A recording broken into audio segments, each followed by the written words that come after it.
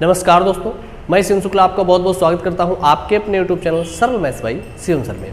तो दोस्तों आज हम आपको इस वीडियो में सिखाएंगे नंबर सिस्टम के जो और नए टाइप के क्वेश्चन होते हैं उन क्वेश्चनों को। इन क्वेश्चनों को बहुत ही ईजी तरीके से सीखने के लिए आप बने रहिएगा इस वीडियो के अंत तक। और दोस्तों अगर आप नंबर सिस्टम को बिल्कुल शुरू से सीखना चाहते हैं, बिल्कुल जीरो लेवल सीखना चाहते हैं, तो नंबर सिस्टम का जो पार्ट 1 और पार्ट 2 वीडियो बना रखे हैं, इन वीडियोज़ को जरूर देखिएगा। ठीक है दोस्तों, जिससे आपको नंबर सिस्टम बहुत ही इजी तरीके से पूरा समझ में आ जाएगा। ठीक है दोस्तों, तो शुरू करते हैं हम आज का पहला क्वेश्चन। तो दोस्तों पहला क्वेश्चन है, एक संख्या को जब 49 से विभाजित किया जाता है तो उसका शेषफल 32 आता है। तदनुसार यदि उसे 7 से विभाजित किया जाए तो शेषफल कितना होगा। तो दोस्तों इस क्वेश्चन को हम बहुत ही इजी तरीके से आपको सिखाएंगे। इन्होंने कहा है कि अगर आप उसको 49 से विभाजित करते हैं, लिख लीजिएगा, अगर आप 49 से विभाजित करते हैं तो आपका जो शेष है वो कितना आता है, शेष आपका 32 आ जाता है।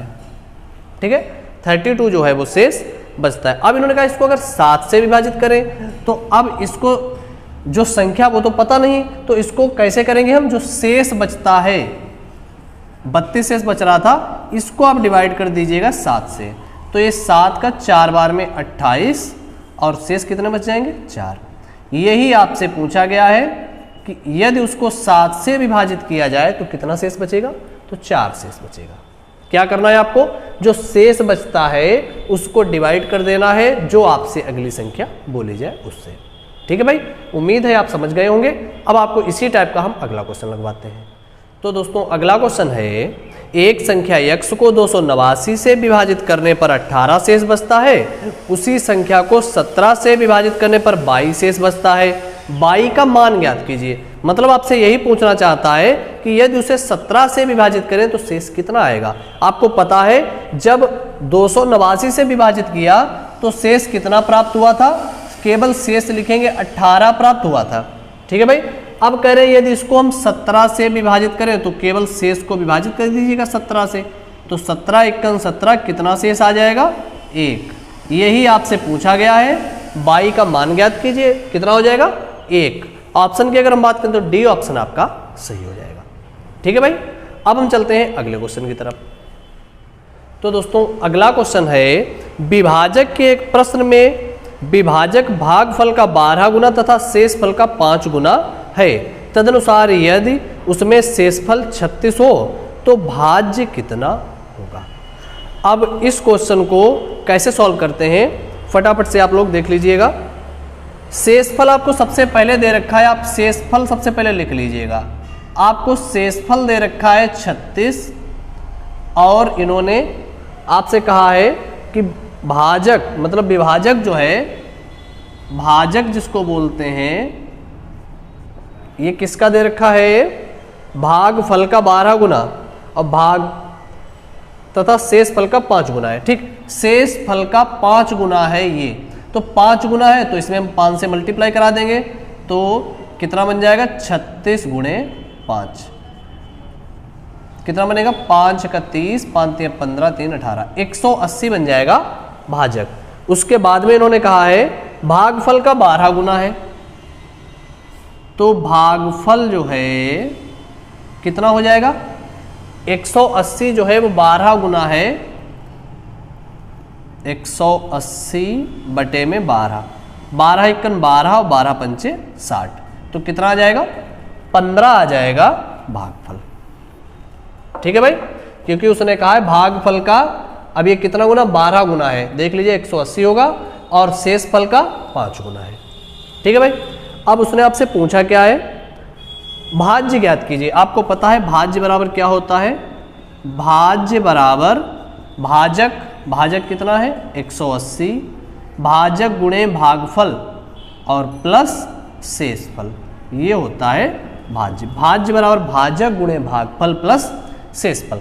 अब इसका अगर आप मल्टीप्लाई कराएंगे तो ये 0 बनेगा, 15 × 8 = 120 का 0, 15 × 15 और 12 27 और प्लस 36, तो भाज्य कितना आ जाएगा, 2736 जो है ये आंसर आपका आ जाएगा। ठीक है भाई, उम्मीद है आपको क्वेश्चन समझ में आ गया होगा। अब हम चलते हैं अगले क्वेश्चन की तरफ। तो दोस्तों अगला क्वेश्चन है, एक भाग के प्रश्न में एक विद्यार्थी 36 के बदले में 63 को भाजक के रूप में लेता है, उसका उत्तर 24 था, तो सही उत्तर ज्ञात करना है आपको। इन्होंने कहा है कि लेना चाहिए था 36, ठीक है भाई, और ले लिया कितना 63। और इन सवालों को उसी फार्मूले से लगाएंगे, भाज्य बराबर भाजक गुणे भागफल प्लस शेषफल। तो इन्होंने जब 63 लिया तो भाज्य बराबर भाजक और गुणे भागफल कितना आ गया 24 दे रखा है, ठीक है भाई। भाज्य बराबर भाजक गुणे भागफल और प्लस शेषफल तो 0 है, चाहे लिखो आप चाहे ना लिखो। और दूसरी तरफ यही समीकरण फिर से बनेगा, भाज्य बराबर भाजक, अब 36 लेना चाहिए था 36, वो हमने लिख दिया है, और ले लिया इन्होंने 63 तो वो लिख दिया, ठीक है भाई। 36 और भागफल आपसे पूछ रहे हैं तो x लिख लीजिएगा और प्लस ये 0, 0 लिखो या मत लिखो कोई आवश्यकता नहीं, ठीक है भाई। तो इसको चाहो तो आप मिटा सकते हो। अब इसको आप सॉल्व कर लीजिएगा, तो 12 3 36 और 12 का ये 2 बार में 3, 3 दूनी 6, 3 21 दूनी 42, कितना आ जाएगा 42 जो है आपका 42 आंसर आ जाएगा। क्या किया इन्होंने कहा सबसे पहले लेना चाहिए था 36, ले लिया 63, ठीक है भाई। तो भाज्य बराबर भाजक गुणे भागफल और प्लस शेषफल है नहीं तो 0। दूसरी बार में 36 लेना चाहिए था तो 36 का x हो जाएगा, आराम से लग जाएगा, ठीक है भाई। उम्मीद है आपको समझ में आ गया होगा क्वेश्चन। अब चलते हैं हम अगले क्वेश्चन में।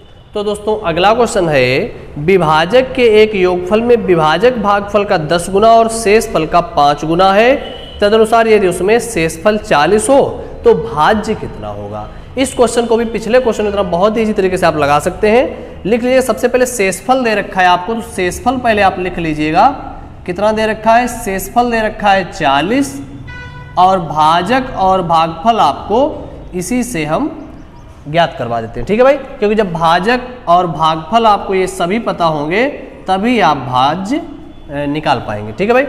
तो अब कंडीशन उन्होंने क्या दे रखी है कि जो विभाजक है वो भागफल का 10 गुना है, तो पहले भागफल पता होना चाहिए तब ये बनेगा भाजक। शेषफल का 5 गुना है, शेषफल का 5 गुना है भाजक, तो अगर ये 40 है तो इसका 5 गुना कितना हो जाएगा, 4 पंचे 20, 200 हो जाएगा। और भागफल का 10 गुना है, जब 10 गुना होगा तो आपको पता है भागफल का 10 गुना कितना है 200 है, तो ये कितना हो जाएगा भागफल हो जाएगा 20, ठीक है भाई। अब आपको ये 3 चीजें पता हो गई, अब आप आराम से लगा सकते हैं। आपसे पूछा गया है भाज्य, भाज्य बराबर क्या होता है, भाजक गुणे भागफल और प्लस शेषफल, तो ये कितना बन जाएगा 2 दूनी 4 और उसके आगे 3 0 और प्लस 40, तो कितना बन जाएगा ये 4040 आपका आंसर आ जाएगा, ठीक है भाई। नोट कर लीजिएगा आप लोग। अब चलते हैं हम अगले क्वेश्चन की तरफ। तो दोस्तों अगला क्वेश्चन है, दो संख्याओं का गुणनफल 1575 है और उनका भागफल 9/7 है, तो संख्याओं का योगफल ज्ञात करना है आपको, ठीक है भाई। तो आप लिख सकते हैं भागफल आपको दे रखा, पहले दे रखा है गुणनफल a और b, मान लीजिए ये दो संख्याएं हैं, इनका 1575 दे रखा है आपको गुणनफल।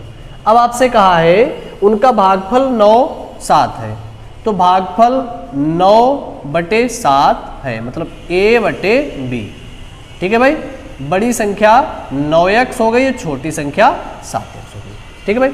अब यहाँ से हम आराम से निकाल सकते हैं, इन दोनों का गुणनफल है तो 9x और 7x का गुणा करा दीजिएगा। 9x गुणे 7x बराबर कितना हो जाएगा 1575 हो जाएगा, और 9 से काट देंगे तो 9 × 9 बचेंगे 6, 9 × 7 63 और 9 × 5 45। 7 से अगर आप काटेंगे तो 7 दूनी 14 और 7 बचे 35। x स्क्वायर बराबर कितना आ गया 25 आ गया, तो x बराबर कितना आ जाएगा, x बराबर आ जाएगा 5। अब आपसे पूछा क्या गया है, उन संख्याओं का योगफल ज्ञात कीजिए। तो ये दोनों संख्याएं हो गई, पहली संख्या कितनी हो जाएगी 9 × 45 और दूसरी संख्या कितनी हो जाएगी 7 × 35। आपसे इनका योग पूछा गया तो यहीं पे जोड़ लीजिएगा, कितना बन जाएगा 80 जो है योग आ जाएगा। यही आपसे पूछा गया है उन संख्याओं का योग, ठीक है भाई। उम्मीद है आपको समझ में आ गया होगा। अब हम चलते हैं अगले क्वेश्चन में। तो दोस्तों अगला क्वेश्चन है, दो संख्याओं का गुणनफल 9375 है तथा बड़ी संख्या को छोटी से भाग देने पर भागफल 15 है। संख्याओं का योग पूछ रहा है आपसे, संख्याओं का योग कितना होगा। तो आपको पहले गुणनफल दे रखा है, कोई दो संख्या ए बी मान लीजिए चाहे एक्स वाई मान लीजिए। गुणनफल ए और बी कितना दे रखा है 9375। फिर कह रहे हैं कि बड़ी संख्या को छोटी संख्या से भाग देने पर, अब बड़ी संख्या आप ए को मान लीजिए, बड़ी संख्या को छोटी संख्या से भाग देने पर भागफल 15 प्राप्त होता है। ठीक है भाई, बड़ी संख्या को छोटी संख्या से भाग दे दिया, 15 प्राप्त हो गया। यहां से अगर हम a बराबर देखेंगे तो कितना आ जाएगा, इसका इधर गुणा हो जाएगा तो कितना बनेगा 15b। अब ये a बराबर 15b हम रख देंगे यहां पर। ठीक है भाई, तो ये कितना बन जाएगा, ये बनेगा 15b और गुणे में b बराबर किसके है 9375। अब इसको अगर आप काटेंगे तो 15 छक्का 90, 15 दूनी 30 और 15 पन्ना 75। ये b स्क्वायर बराबर हो जाएगा 625, तो b बराबर कितना आ जाएगा, ये बनेगा 25, क्योंकि ये 625 जो है 25 का वर्ग होता है। अब आपसे पूछा क्या गया है, इन दोनों का योग। अच्छा अभी b का मान निकला, a का मान बाकी, यहाँ इसमें रख दीजिए आप, a का मान आराम से निकल के आ जाएगा। इसमें रखेंगे तो 15 पहले से ही है और b की जगह पे हम कितना रख देंगे 25, तो कितना आ जाएगा ये 15 पना 75, 15 पना 75 हुआ और 15 दूनी 30 और 7 37, 375 आ गया a का मान। आपसे दोनों का योग पूछा गया है, a प्लस b आपसे पूछा गया, तो लिख लीजिएगा 375 और प्लस कितना रहेगा ये 25, तो कितना हो जाएगा भाई 400 हो जाएगा a प्लस b जो आपसे पूछा गया। ठीक है भाई, नोट कर लीजिएगा, उम्मीद है आपको समझ में आ गया होगा। अब हम चलते हैं अगले क्वेश्चन की तरफ। तो दोस्तों अगला क्वेश्चन है, दो क्रमागत विषम पूर्णांक वाले वर्गों के बीच का अंतर हमेशा किससे विभाजित होता है। आपसे क्वेश्चन पूछ रहा है, विषम जो है वो पूर्णांक होने चाहिए दो और उनका वर्ग करेंगे। ठीक है, दो क्रमागत। अब आपको पता है कि अगर हम सबसे पहले 3 लेते हैं तो दूसरा 5 हो जाएगा। क्यों? क्योंकि सम हो या विषम हो हमेशा अंतर कितने का होता है 2 का होता है। और आपसे पूछ रहा है इनके वर्गों के बीच में जो अंतर आएगा, अब क्या करेंगे, इनका हम वर्ग करेंगे और उनके बीच में निकालेंगे अंतर। तो ये कितना बनेगा 25 और -9 कितना बनेगा 16। किससे विभाज्य होगा, आप ऑप्शन देख सकते हैं कि 3 से 16 कटेगा, नहीं कटेगा, 6 से भी नहीं, 7 से भी नहीं, 8 से विभाज्य होगा। डी ऑप्शन आपका सही हो जाएगा। ठीक है भाई, ये 8 से विभाज्य या विभाजित होगा। अब आप चाहें तो इसी टाइप से कोई दूसरी संख्या ले सकते हैं, जैसे 3 5 लिया है, आप ले सकते हैं 5 और 7। अब इनका अगर आप वर्ग करके देखेंगे अंतर करके तो कितना बनेगा, ये 49 बनेगा और ये बनेगा 25। ठीक है भाई, अब हम देखते हैं 9 में से ये 4 बचेगा और ये 2, फिर भी ये 24 जो है वो किससे कटेगा 8 से ही कटेगा। ठीक है भाई, ये हमेशा किससे विभाजित हुआ पूछ रहा है, तो 8 से हमेशा विभाजित होता रहेगा। ठीक है भाई, नोट कर लीजिएगा आप लोग। अब चलते हैं अगले क्वेश्चन की तरफ। तो दोस्तों अगला क्वेश्चन है, एक संख्या का 65% उस संख्या के 4/5 भाग से 21 कम है, तदनुसार वह संख्या कितनी है। अब कह रहे हैं कि एक संख्या का 65, कोई संख्या आप x मान लीजिए और इसका कर लीजिएगा 65%। 65% उस संख्या के 4/5 भाग से कितना 21 कम है। 21 कम कौन सा है, 65% हमको करना है बराबर, तो हम किसको कम कर देंगे, हम इसको कम कर देंगे 21। क्या बताएगा, एक संख्या का 65% उस संख्या के 4/5 भाग से 21 कम है। 21 कम 65% है, तो हमको बराबर करने के लिए हमने क्या कम कर दिया, इधर वाले को कम कर दिया। अब क्या करते हैं, माइनस वाला इधर ले आइएगा और ये वाला उधर ले जाइएगा, तो ये क्या बनेगा, ये 4x उधर पहले से ही है बटे 5 और इसको हम उधर ले जाएंगे तो ये माइनस में हो जाएगा। पहले इसको काट लीजिएगा थोड़ा सा, 5 दूनी 10 20 हो जाएगा, 5 1 5 5 3 15, ये 13x बटे 20 इधर चला जाएगा, 13x बटे 20, 21 उधर से इधर आएगा तो ये प्लस का हो जाएगा। ठीक है भाई, अब इनका एलसीएम अगर आप लेंगे तो 20 बनेगा, 5 से 4 बार 4 चक्कू 16x और -20 से ये एक बार जाएगा तो ये 13 ही रहेंगे। ठीक है, इसका इधर मल्टीप्लाई हो जाएगा 21 गुणे 20, इधर कितना बचेगा, ये 5 बचेगा। लिख लीजिए पहले, नहीं 13 3 16 होता है ना जी, 3x बटे में 20 बराबर 21, 3 से काट दीजिएगा, 3 सत्ते 21, तो x बराबर इसका मल्टीप्लाई करा दीजिएगा इधर 140। ठीक है भाई, ये आपसे पूछा गया है, उस संख्या का मान ज्ञात कीजिए, कितना आ जाएगा 140। ठीक है दोस्तों, अब चलते हैं हम अगले क्वेश्चन की तरफ। तो दोस्तों अगला क्वेश्चन है, वह संख्या कौन सी है जिसका 1/5 भाग में 4 की वृद्धि उसके 1/4 भाग में 10 की कमी के बराबर हो जाती है। तो लिख लीजिएगा, संख्या आपसे पूछी गई x मान लीजिएगा, 1/5 भाग में मतलब x/5 भाग में 4 की वृद्धि और उसके 1/4 भाग में मतलब x/4 भाग में 10 की कमी के बराबर हो।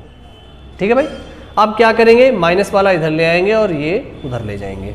4 इधर पहले से ही है, 10 उधर से इधर आएगा तो प्लस का हो जाएगा, और x/4 उधर पहले से ही है, उधर जाएगा तो माइनस में हो जाएगा x/5। अब क्या करेंगे, एलसीएम ले लेंगे, कितना आएगा 20, 4 से ये 5 बार और 5 से ये 4 बार, इधर कितना हो जाएगा, ये 14 बन जाएगा। तो इधर ये x/20 बराबर 14। अब इसका करा दीजिए गुणा, तो x बराबर कितना हो जाएगा, 14 का डबल 28, 280। आपसे संख्या पूछी गई थी, 280 हो जाएगी। तो दोस्तों उम्मीद है आपको ये सभी क्वेश्चन बहुत ईजी तरीके से समझ में आए होंगे, और अगर आपको किसी प्रकार कोई दिक्कत आ रही तो वो आप हमें कमेंट करके जरूर बताइएगा। और अगर आप चैनल पे नए हैं तो चैनल को सब्सक्राइब जरूर कीजिएगा, वीडियो को लाइक कीजिएगा और वीडियो अपने दोस्तों को भी शेयर जरूर कीजिएगा। बाकी मिलते हैं आपको हम अगले वीडियो में, तब तक के लिए जय हिंद।